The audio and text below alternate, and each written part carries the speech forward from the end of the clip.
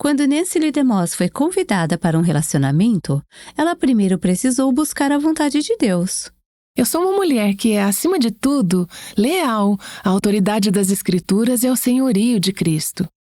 Eu sabia que até aquele momento tinha sido equipada e presenteada pelo Senhor para servi-lo como uma mulher solteira. Há passagens no Novo Testamento, em particular, que parecem indicar que, se você puder servir ao Senhor como solteira, então deve fazê-lo. E eu disse, preciso saber pela palavra de Deus se há liberdade para considerar o casamento.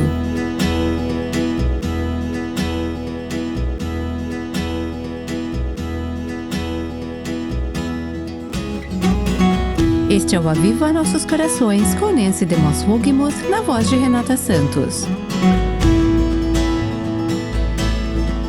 Ontem começamos a primeira parte da série chamada Graça Inesperada, a história de Robert e Nancy.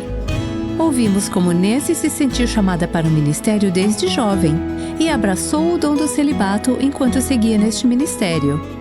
Também conhecemos Robert Wogemuth, que perdeu sua esposa Bobbie depois de uma batalha contra o câncer, com quem foi casado por 44 anos. Quando Robert começou a enviar e-mails e a conhecer Nancy, ela não tinha certeza se poderia entrar em um relacionamento, se Deus tinha outros planos para ela naquele momento de sua vida. Essa história de amor muito diferente é um lembrete para todas nós de buscar a vontade e a direção de Deus para cada fase e grandes momentos de decisão de nossas vidas. Agora vamos continuar de onde paramos quando Robert estava enviando e-mails para Nancy. Em determinado momento, recebi um e-mail de Robert que era mais informativo, dando informações sobre o que estava acontecendo na família dele, mas não era intensamente pessoal. Lembro-me de pensar, que interessante. Eu conhecia Nancy, então enviei um e-mail para ela. Eu queria saber para onde o Senhor poderia levar isso. Ele me mandava e-mails e eu respondia, mas não muito rapidamente. Minha suspeita era de que Nancy sabia que meu contato com ela era algo fora do comum. Mas lembro-me de pensar um certo momento, será que ele tem outra intenção, talvez? Então, eu estava apenas tentando ser cuidadosa e sábia, sempre em oração e também com o desejo de me dispor ao plano de Deus para a minha vida. Robert e Nancy trocaram e-mails e mensagens de texto por várias semanas. E então Robert perguntou se eles poderiam ter uma conversa pessoalmente. Eu sabia que ele era um homem de Deus. Tinha visto seu caráter, sua integridade, sua reputação, e senti que não seria certo dizer não a uma conversa. Nancy e Robert conseguiram se encontrar em um dia frio e de muita neve em Chicago. Nancy e eu nos sentamos àquela pequena mesa redonda de conferência e eu respirei fundo e disse, bem, aqui estamos. Estou ansioso para ter essa conversa. Gostaria de conhecê-la melhor. Conversamos sobre várias coisas e então ele meio que chegou ao motivo de sua visita. No final do nosso tempo juntos, eu não sabia para onde isso estava indo. E Nancy também não sabia. Então, bem no final eu disse, tudo bem para você se eu continuar a me corresponder com você e ver para onde o Senhor pode nos levar? No começo, eu disse, tenho muito respeito por você e nunca ouvi nada negativo sobre você.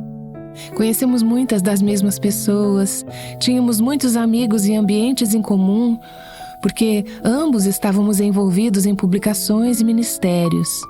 E eu disse, eu gostaria de deixar claro que, até este momento da minha vida, sempre entendi ter um chamado para ser separada pelo Senhor, para servi-lo como uma mulher solteira.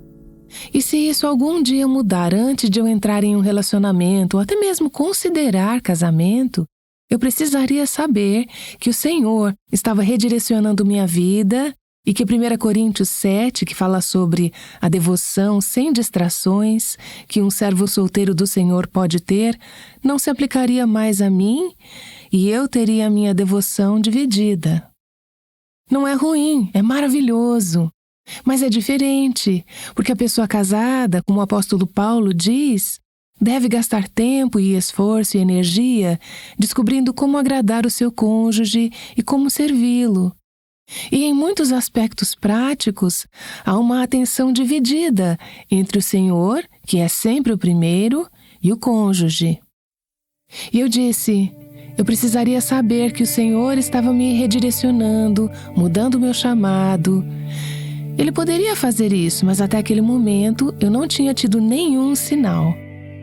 A outra coisa que eu disse foi: até agora, o Senhor nunca despertou amor no meu coração por um homem.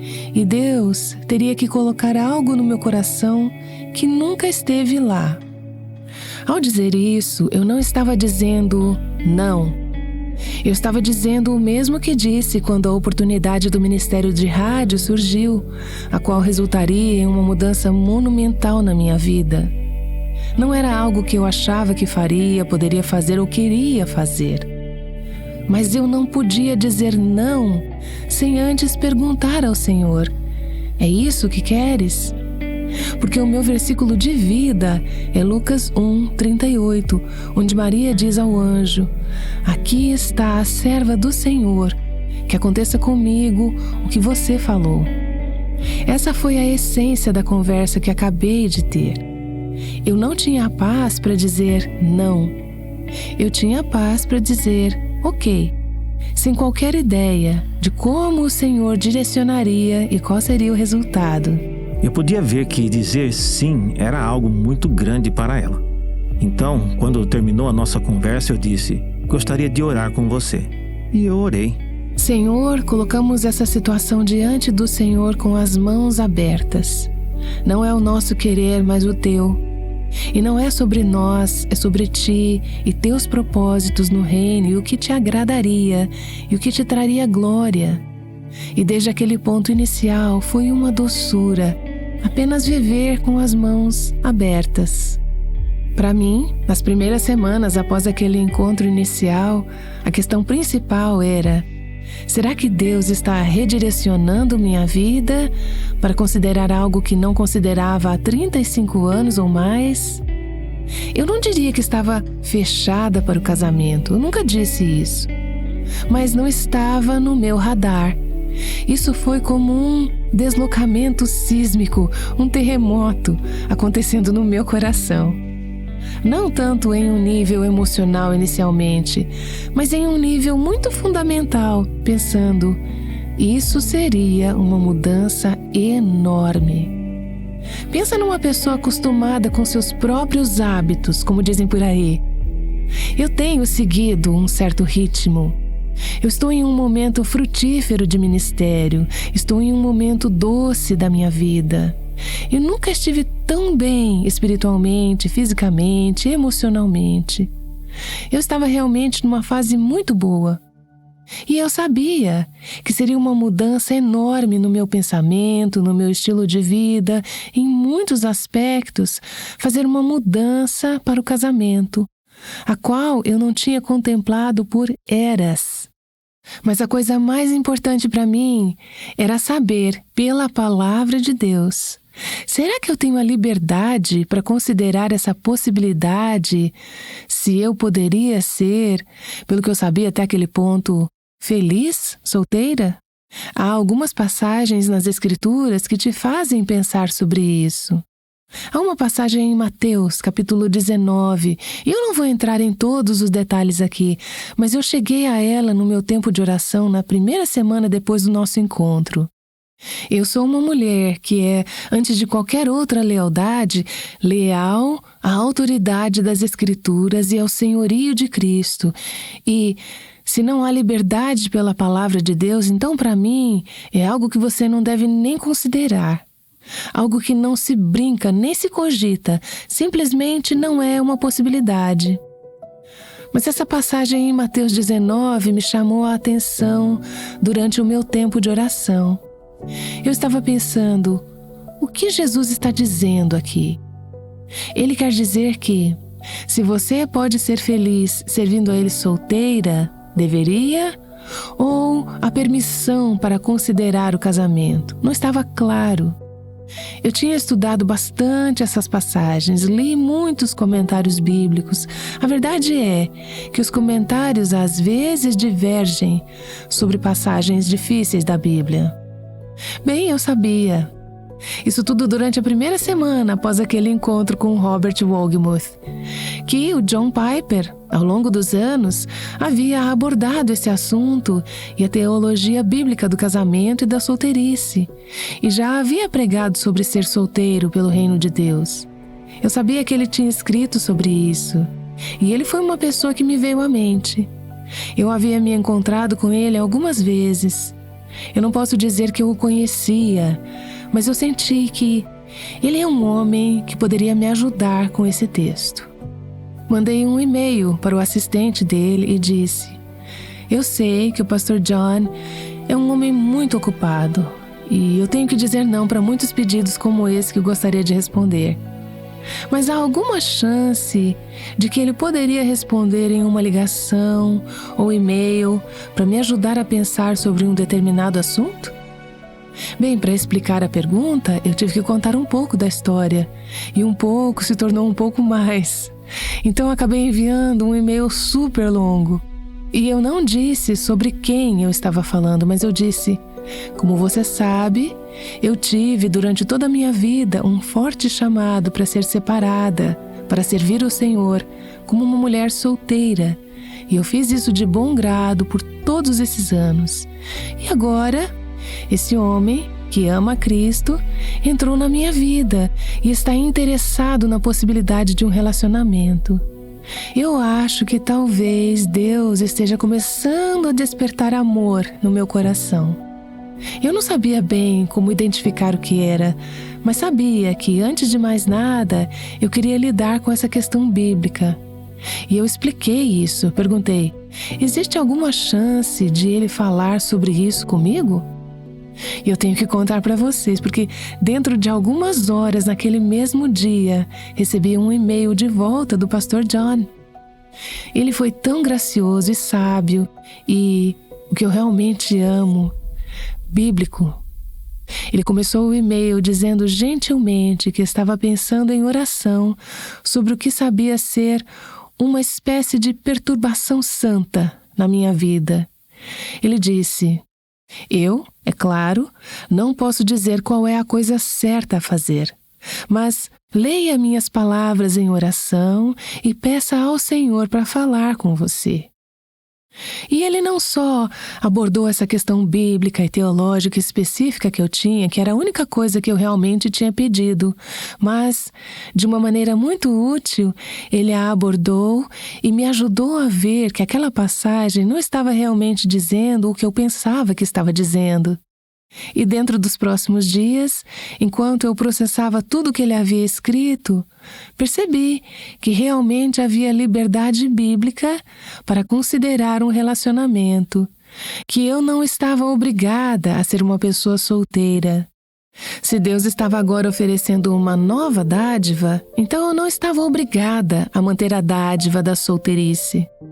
Apesar de não saber ainda o que eu devia fazer, sua orientação me liberou para estar aberta à possibilidade.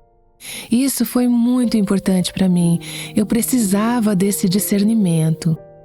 Nas minhas reflexões, ao explicar a situação ao pastor John, eu fiz uma espécie de pergunta retórica. Uma das coisas que estou perguntando é: ele talvez quer me santificar de uma maneira como uma mulher casada em áreas da minha vida que talvez não aconteçam como uma mulher solteira? Eu não estava realmente esperando que John Piper respondesse essa pergunta, mas ele respondeu.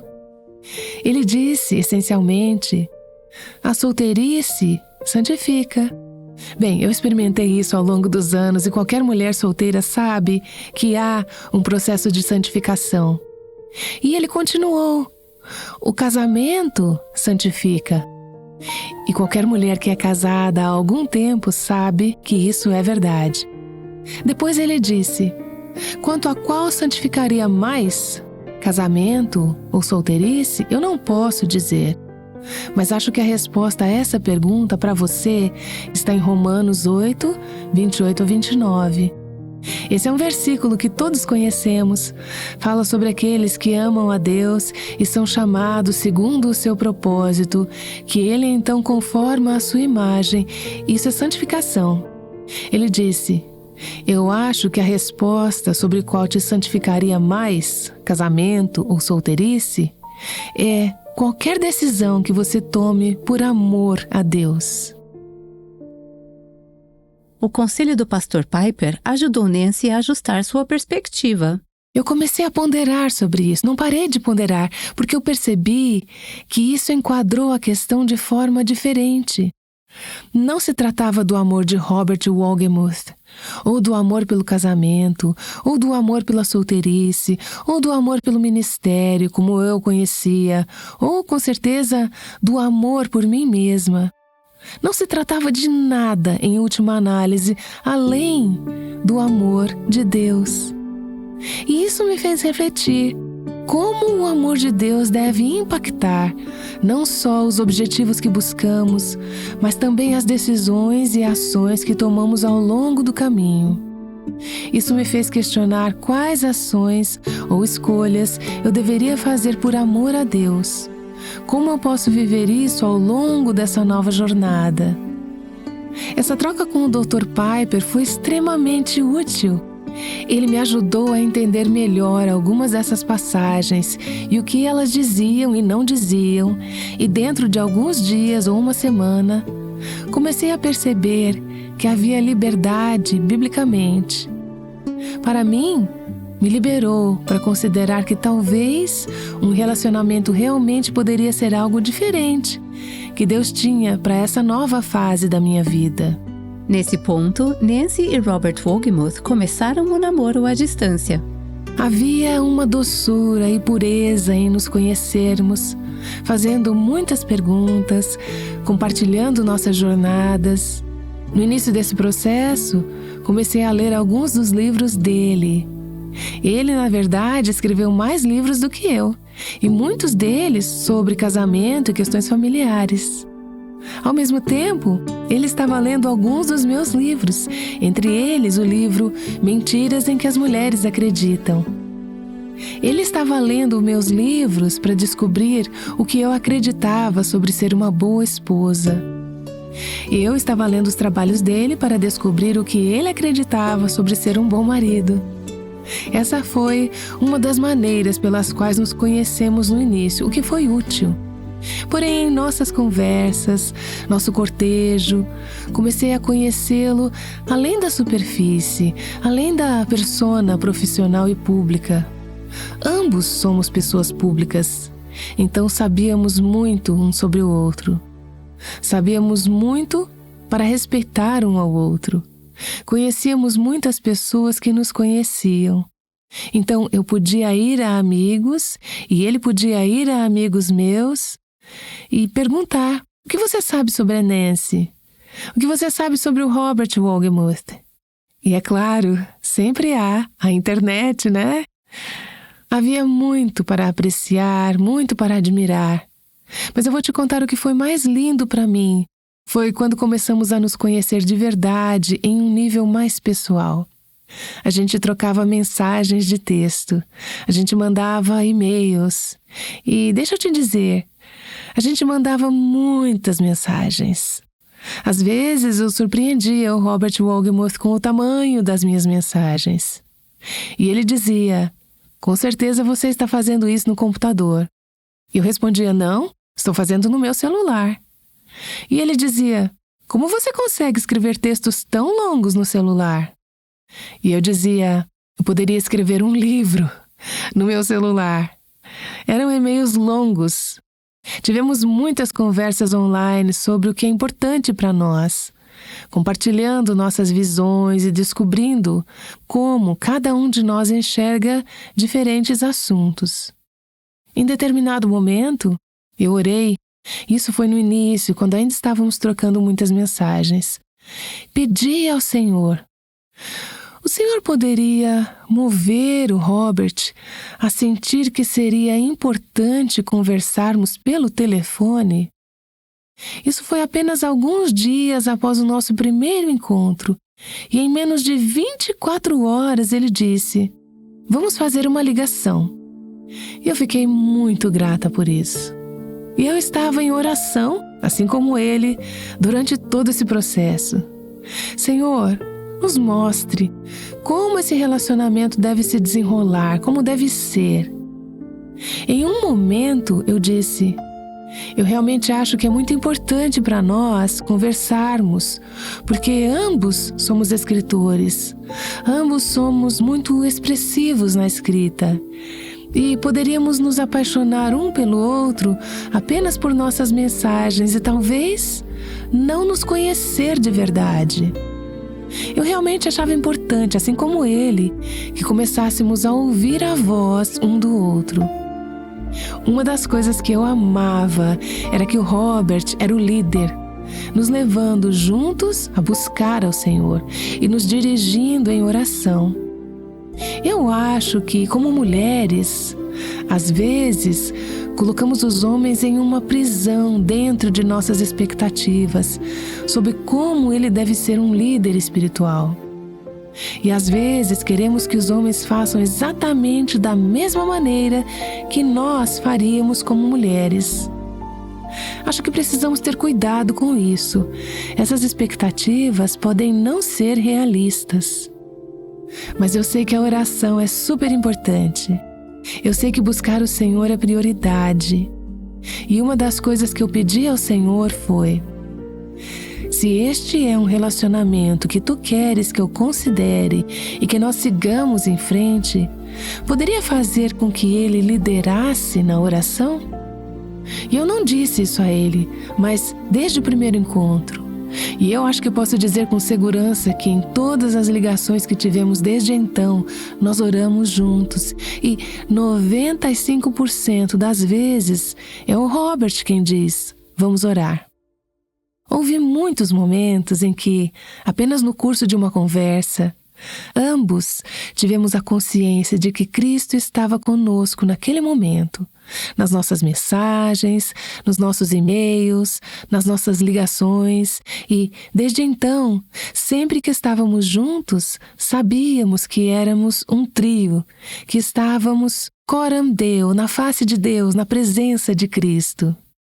Havia essa paz incrível de Cristo que reinava no meu coração.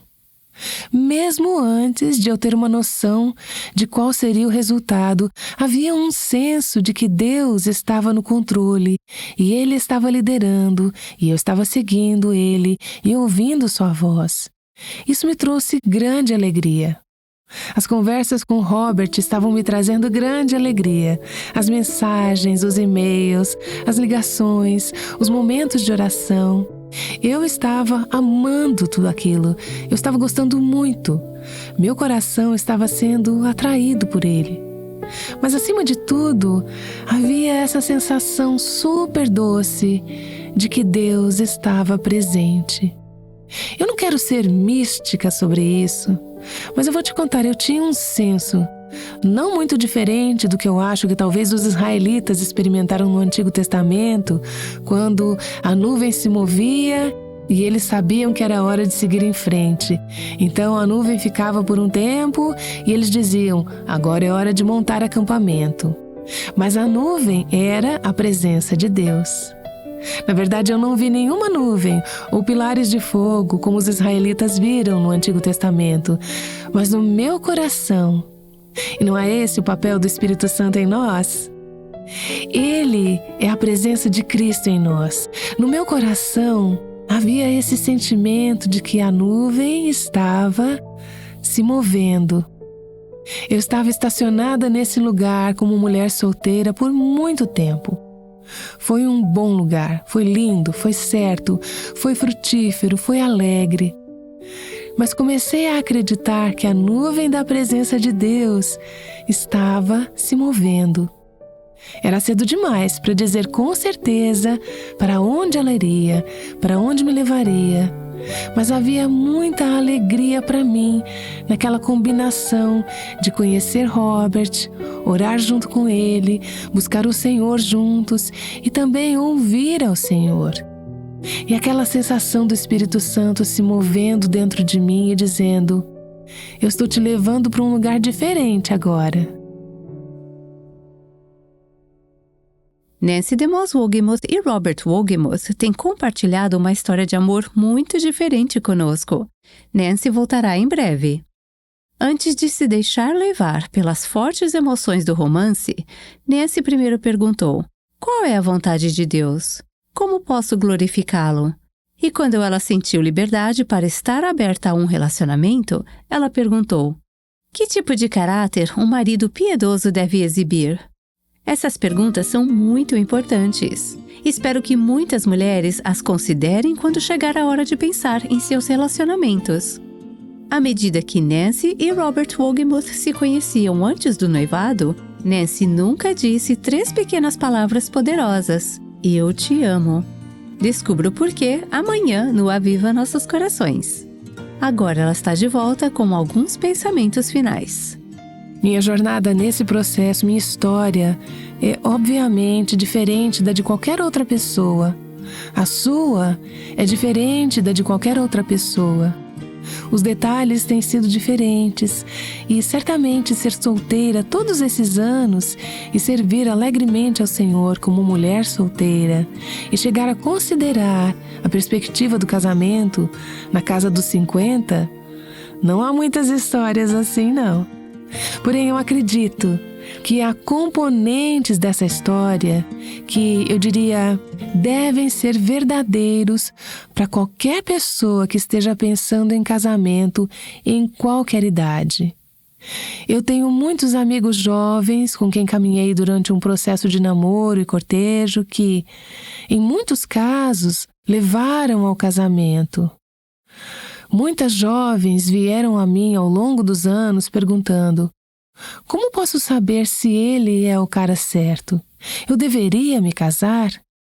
E conforme busco compartilhar a sabedoria da palavra de Deus com os outros, eu sempre digo o seguinte a qualquer pessoa em qualquer idade buscando o Senhor sobre o casamento: é essencial, acima de tudo, saber que a sua própria vontade está rendida à vontade de Deus.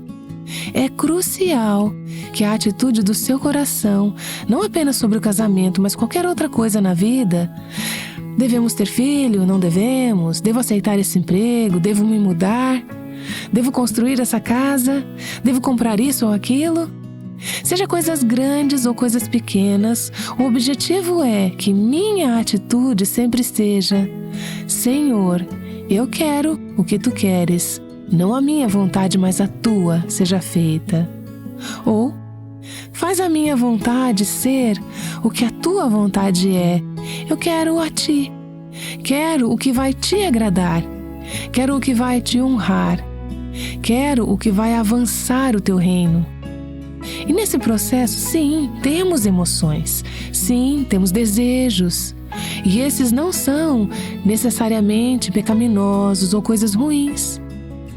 Porém, certifique-se de que essas emoções, que podem ser muito voláteis, elas podem variar dependendo de quão bem você dormiu, ou o que você comeu, ou com quem você esteve, que tipo de influência você está recebendo. Emoções podem variar.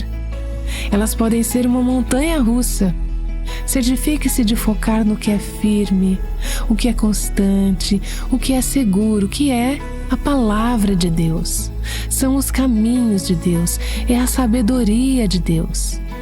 Portanto, o meu objetivo no meu próprio relacionamento, e eu diria a qualquer um que esteja considerando casamento ou qualquer outra decisão que mude a vida, é dizer: Senhor, guia-me pelo teu Espírito e deixa minha mente te seguir e deixa as minhas emoções te seguirem também. Visite o nosso site e na transcrição deste episódio temos o link de um pequeno vídeo com a história de Robert e Nancy, Graça Inesperada. O Aviva Nossos Corações é o ministério em língua portuguesa do Revive Our Hearts, com Nancy DeMoss Wolgemuth, chamando as mulheres à liberdade, à plenitude e à abundância em Cristo.